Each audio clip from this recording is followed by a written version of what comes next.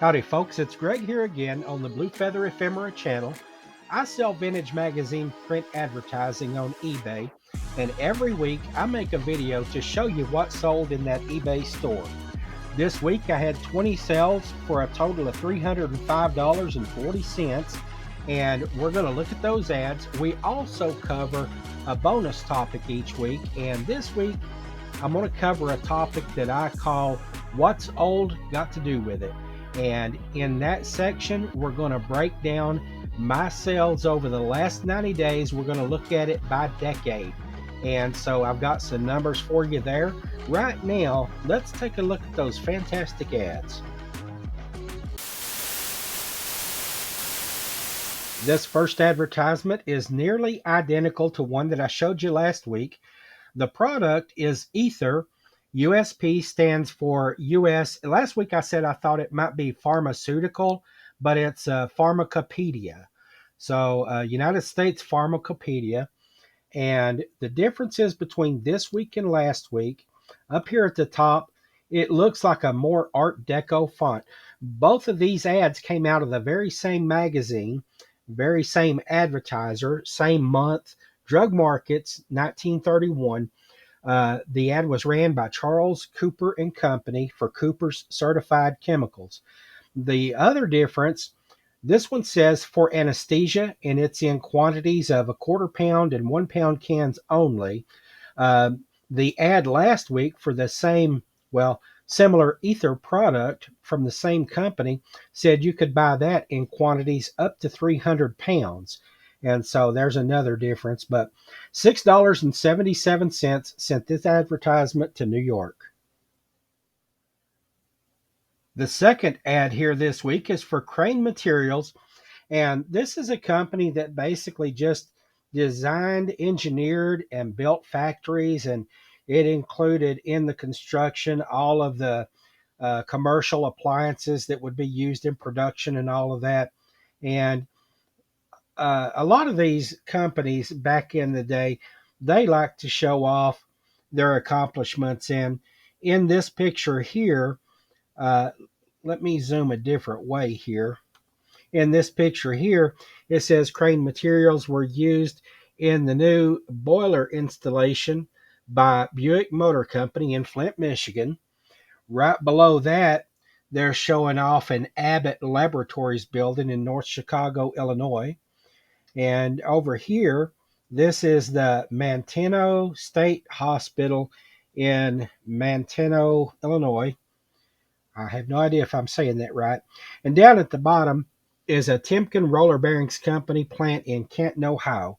So basically, this company was moving and shaking in 1936. This ad ran in Fortune magazine, and for $18.77, it's on its way to a buyer in Kentucky. Here's a half-page ad in black and white from 1953. It ran in the Quartermaster Review magazine, and this product is instant coffee and tea bags. And I talk about collector groups sometimes. We talk about collectors of glass like Viking glass, shoes, horse people, car people, and all of that. Coffee people are passionate about their coffee, and they can be avid collectors. I sell a lot of coffee ads. This one right here is a beautiful ad, and down at the bottom, it's talking about purchase notice agreements, and so you can tell this is directed at the audience of Army quartermasters and Navy supply people. $12.77 sent this ad to Alabama.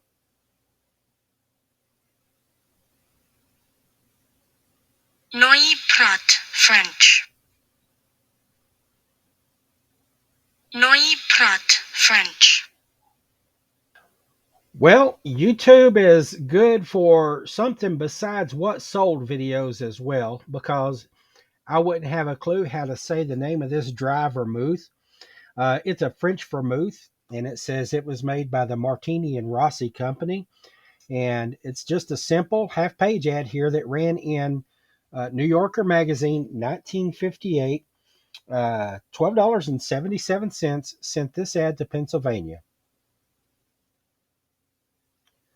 Next up, I've got a nice full-page ad here from 1940. This ran in the Saturday Evening Post. It's for Old Gold cigarettes, and that was a cigarette made by the Laurel Ard company. And in the ad here, you see the tennis girl, and it says that this new flavor is worth courting. And I guess that's a pun on the tennis court.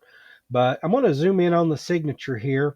That signature right there is for George Petty, and Petty was famous for his pinup artistry in Esquire magazine and also in other advertisements. But this is a nice ad here. I sold for $18.77. It's on its way to Texas. Here we have a 4-page advertising section from 17 magazine dated 1963.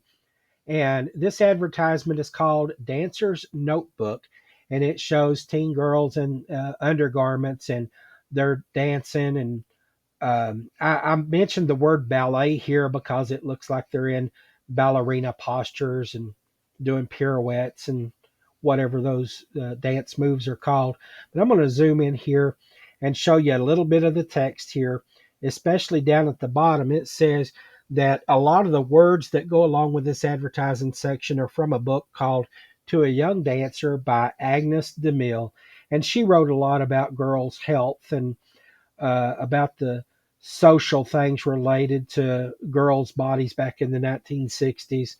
I learned that through some other advertising for like feminine hygiene products and stuff like that that I've sold recently. But anyway, in the 4 different pages, all of them have like the same colors and hues, and they go really nice together. So this will make for a nice display in a boutique or a store or a lady's uh, water closet, if you want to call it that. But anyway, just a real pretty advertisement here. $34.77. Sent this to a repeat customer in Wisconsin. This advertisement for a Citizen digital analog watch came from Playboy magazine 1980.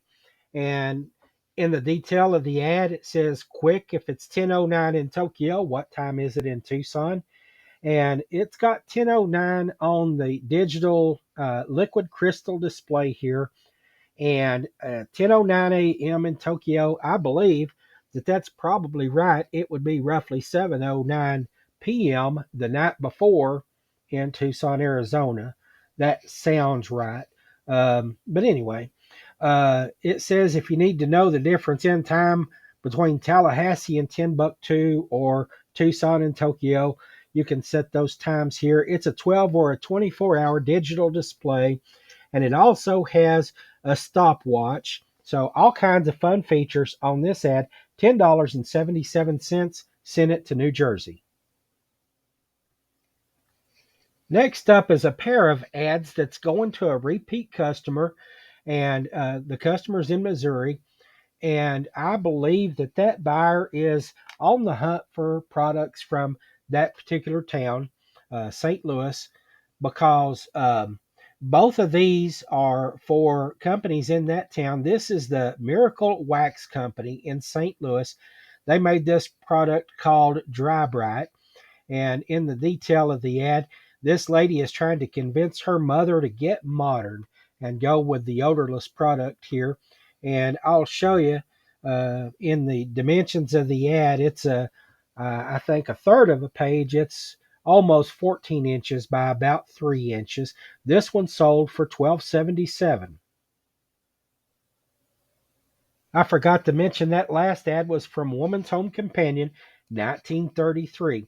The second ad to that Missouri customer is for this company here called Daybrite Fluorescent Fixtures, and it ran in Fortune, 1942. In the detail of the ad, it says that the Daybrite Kingsway for general offices provides a 24-hour day for the USA. And down at the bottom, it also talks about adding defense hours. So by lighting up your office or business, you can work round the clock in the war effort. And I sold this one for $14.77. Here we've got a nice full color ad from American Girl magazine, 1968. It's for Coppertone QT Quick Tanning Lotion.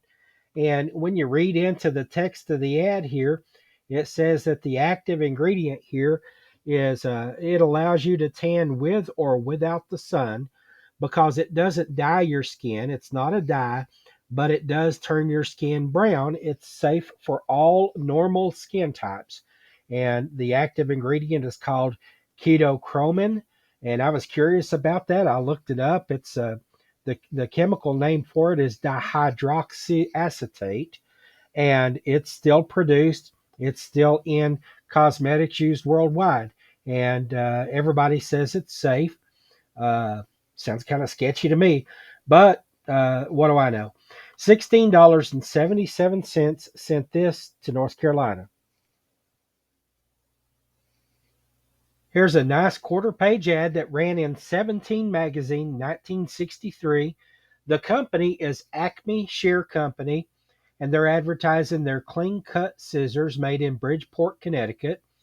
And when you look at the detail of the ad, the size here is almost 7 inches by a little bit over 5. And in the ad, they show you a few of the products that they make, including these barber shears, household shears, dressmaker shears, and also embroidery scissors. $10.77 sent this little ad to Oregon. From 1956, Better Homes and Gardens magazine. This is a Chevrolet power steering assembly that I guess was an option in Chevrolet cars at that time. Otherwise, if it was standard equipment, why advertise it? I mean, yeah, it may be a selling point, but I think in the text of the ad here, it talks about choosing power steering. And it says it won't cost you a cent to try it out and just a few cents a day to enjoy it. So, yeah, I guess it's talking about taking a test drive and checking out the difference. But this was manufactured in Saginaw, Michigan. $12.77 sent this to a buyer in Wisconsin. Here's a beautiful full page, full color ad with a little bit of history behind it. This tire is on a car that's parked trackside at the Indianapolis Speedway, and they're showing Indy cars there racing. And it talks about a driver that's mentioned in the ad named Graham Hill. He won the 1966 Indianapolis 500 on Firestone Tires. They're advertising what's called a wide oval tire here, and it's showing that this tire is on the tread about 2 inches wider than a standard tire. $16.77 sent this ad from 1967 Playboy magazine to Colorado. On the screen, you're looking at one of 2 pages of an advertisement that ran in Etude magazine, 1926. And this 2 page spread advertised the Brunswick Panatrope radiola. It was a radio receiver and it also played records. And we'll look at some of the detail in the ad here. I went on YouTube and looked at this, and there are videos of these things working and playing music. These front doors swing open. Also, the side doors swing open as well. You lift the top to access the phonograph player. When you open the front doors, it has drawers that slide out that have the radio controls. So that was kind of interesting to see. And I showed detail of the just the state where the staple had bound the page there. But it says most marvelous musical invention in world's history, the Brunswick Panatrope. And I sold this for $18.77, and it's on its way to California. This was a fun ad to see and to sell. A Datsun 280ZX sports coupe car. It's a black car with a tan interior. And this ad ran in 1982 in Playboy magazine. Looking at the detail here, I want to mention this down here because Marty on his live listing show on Jiminy Flip It, he mentioned Datsun just on Friday. But basically, companies and things that no longer exist. He was talking about defunct airlines and also about car companies that don't exist anymore. He mentioned Datsun by name. Uh, Here you can see in this ad that they were already in the process of changing their name to Nissan. Down at the bottom in the copyright, it says copyright 1982 NMC for Nissan Motor Corporation USA. So the change had already taken place, but they're still using Datsun in the ads to help people get used to that transition. But anyway, beautiful car. $12.77 sent this ad to Maryland. Here's an advertisement that came from 17 Magazine, 1963. It's showing singer Johnny Mathis here. He's got an album out called Weaver of Dreams on Columbia Records. And just looking at the a little bit of a close up here, he's a fella that a handsome guy, appears to really like singing because he's having a good time enjoying it. He's one of those singers that I could probably sing along with a dozen of his songs, but if you ask me right now to name one Johnny Mathis song, I probably couldn't. But I don't pay as close attention to some. $14.77 sent this ad to New York. This nice advertisement is a full page, full color ad that ran in McCall's magazine, 1959, for Bre Shampoo. In the title of the listing, I used the words pretty sisters. And when you look at these girls, I guess they're sisters. The ad doesn't say anything about them being sisters, but why else would they be in a picture like that together? So I called them sisters. But this is one of those things that makes me scratch my head. This sold within a couple of hours of listing. I've got Breck shampoo ads up, not sisters, but just, other models. If you've been in, if you spent much time with old magazines, you see a lot of Breck ads, and a lot of them have these same hues and colors. They look visually very similar. Most times there's only one hair model in them, though. But why this one sold in a couple of hours, I'm not sure, but it brought $14.77, and I was happy to mail it out to New York. From Holiday Magazine, 1970, is this nice, colorful ad for Fort Lauderdale. It's the beach that you can go to year round. It says in the text here that it's a never winter beach and it's never out of season.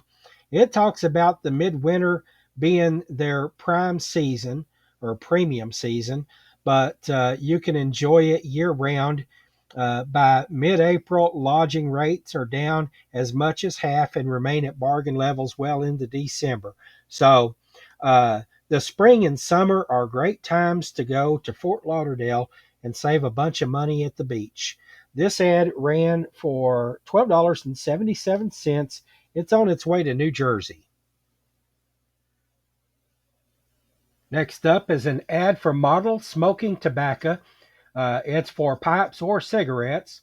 And in the ad here, you can see that their slogan is "Make a date with Model," and usually they feature some kind of a model. This is wearing swimwear apparently, but they've got a list of products down the left side of the page here. They've got Dill's Best Old Briar, Copenhagen Snuff, also Zigzag cigarette papers and pipe cleaners, and they are the sponsors of a CBS radio show called the Gay 90s Review. I sold this ad for $12.77. It ran in the Quartermaster Review 1944, and it's on its way to Oregon. This is the last sell of the week, and actually, this is not even an advertisement. This is a pair of cartoon panels, both of them, the left and right that you're looking at here, were half pages, and these weren't on the same open sheet. These were like 3 or 4 pages apart, but it just so happened they matched up real good to sell as a pair. It's called the Halloween Party, and I hate to keep picking on Marty, but on the Jiminy Flip It live show the other night, another thing he said that's true: Christmas and Halloween sell all year long, and this is more proof of that. A couple of funny little cartoons here. This one says, "How are we going to tell whether they're invited or not?" Because everybody's walking in wearing costumes, and then this little bunny rabbit kid here that's walking in the door, Mama says, "But sweetie, there's nothing to be afraid of. They're the same children you play with every day." But his little bunny rabbit costume don't stand up to their gruesome outfits that you're looking at here on the cartoon screen. But anyway, I won't go through them all. It's just pretty neat that these sold for $18.77. This ran in McCall's magazine and went to a repeat customer in New Jersey.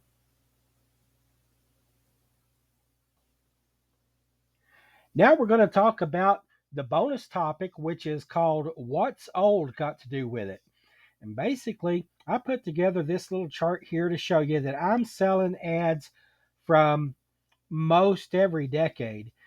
Any decade that I have ads listed and up for sale, they're selling. And we're going to talk about a couple of these specific numbers. I won't go through it all. You can pause the video here, you can screenshot it or whatever, and you can look at it. Honestly, in my opinion, it's not worth studying because we're only talking about 90 days of sales. This is the second quarter of 2024. So basically, the months of April, May, and June is what we're looking at. We'll ease into this by looking first at the chart overall. Down the left hand side, the whole column is just breaking that down by decade. So the first decade that we can talk about is the 1920s. Those are the oldest ads that I have listed. Now, how many I've sold? I've sold one of those in the last 90 days, but in the next column, the for sale column, I've only got 54 of them up for sale. I think those come from either two or three different magazines. The one that sold, we looked at tonight. It was that Brunswick Panatrope radiola ad that I sold, and so the percent column says out of the total number listed for sale, how many have I sold? So I sold 1.8% of the 54 listings from the 1920s. Just for demonstration purposes, I'm going to jump down to the row for the 1940s because when you go over to the for sale column of that row, that's where I have most of the listings at. I've listed 2,353 ads from 1940s magazines. And out of those, I've sold in the last 90 days 67. So my sales rate of ads for that decade is 2.8% because 67 is 2.8% of 2,353, roughly. And so there you can see the 1940s. A lot of sellers like to talk about that. That's the World War II years. There's great ads up and available for sale there, and a lot of buyers are looking for those. So that's why I wanted to talk about that one specifically. But now let's look at the next row, the 1950s, because even though the 1940s are very much talked about, the 1950s sell really good. I've listed a lot of 1950 ads. You can see there in the for sale column, 1,863.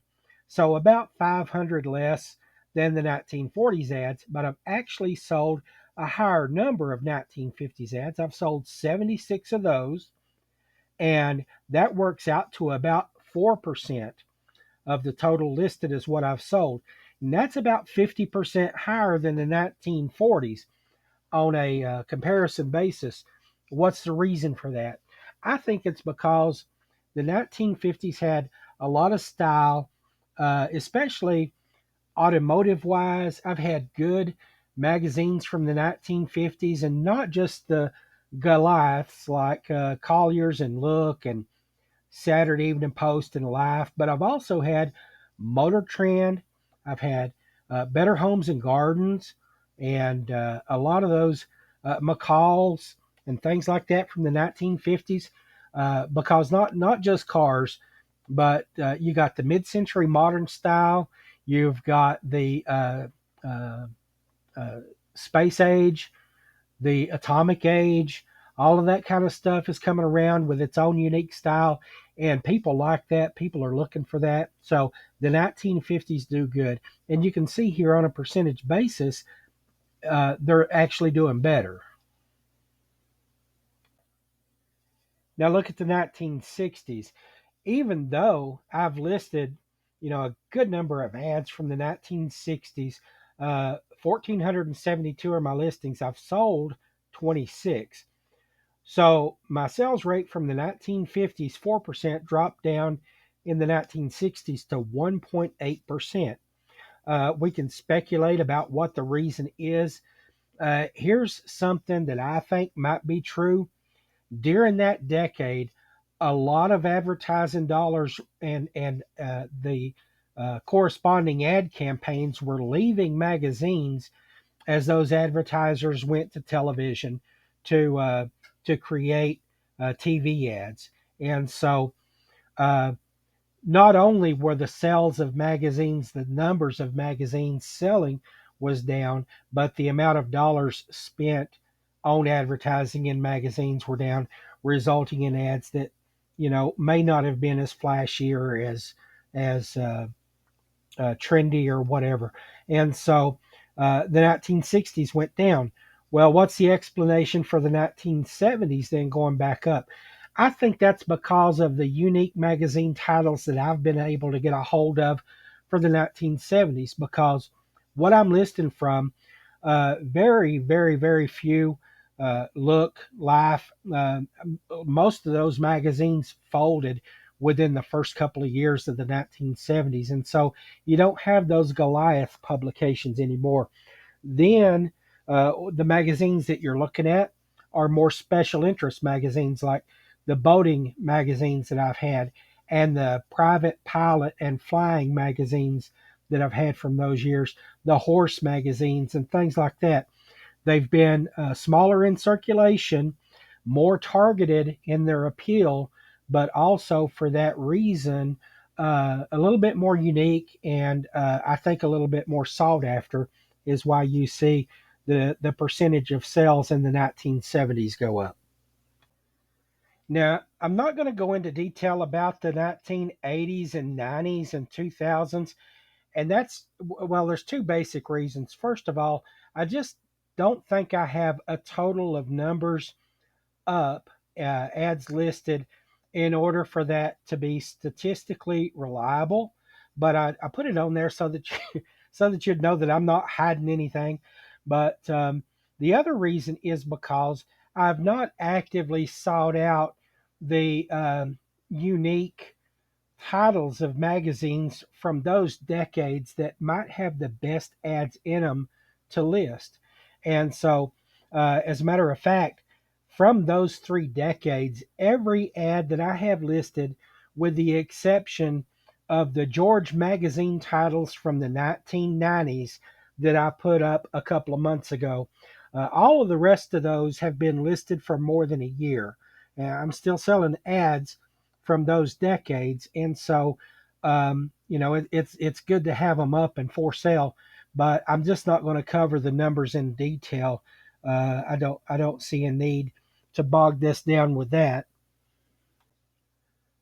So I'm ready to wrap up this topic on what's old got to do with it. And the whole purpose of making this content today is to show you that I think what it demonstrates is that whether you have ads from the 1980s or the 1950s or the 1930s, I don't think it's going to matter. If it's a good ad, there's a market for it. Who would have ever thought that, as far as the ad sales rate, my 1970s ads would sell at a better rate than those World War II era ads from the 1940s that everybody talks about? Nobody's talking about the 1970s, but I'm listing those ads and they're selling. And so I think if you have a hard time sourcing affordable magazines from those early years, the 19 teens, 20s, 30s. Um, Go ahead and get some good magazines from the 1970s, 80s, 90s. Put those ads up for sale, and I think that you'll find a market for them. All right. I appreciate you sticking around to look at those numbers with me. And if you see anything there that's of particular interest to you, or if you have done a similar analysis and come up with a different result or whatever, go ahead and leave us a comment because I love learning from you guys and knowing what your experience has been when we talk about this stuff. But as we do each week, I'm going to look at the recap screen. This week I sold 20 advertisements for $305.40. I had two ads going back to their home city, and I had four repeat customers. I didn't have any ads going to a buyer with the same surname as a company name or a person mentioned in the ad. And again, no global shipping sales this week. Global shipping sales have been dead for a couple months now, and I hope that changes course. But anyway, thanks for watching this. I appreciate you tuning in, and I hope to see you next week.